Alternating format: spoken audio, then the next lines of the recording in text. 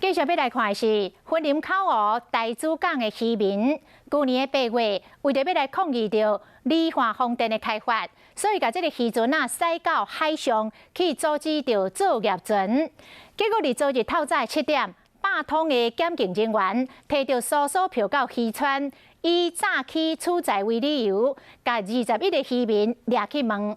虽然渔民互问完笔录了后，分别来交保，也就是请回，但是村民来形容讲，这段恐怖的经验，未似是回到戒严的时代。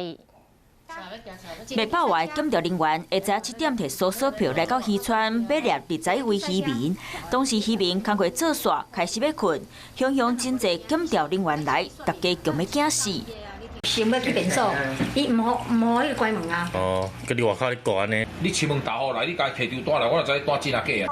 原来口乡大珠港渔民去年8月这个离岸风电开发，会破坏因的渔场，就使渔船阻挡作业船要来。结果伫咧昨日下早警方以渔民涉嫌，黑白讲渔民损失来诈欺含阻挡风电施工的强制罪，掠渔民到案说明。是爱我承认，我去讲诈欺呀，去讲包围这些事件。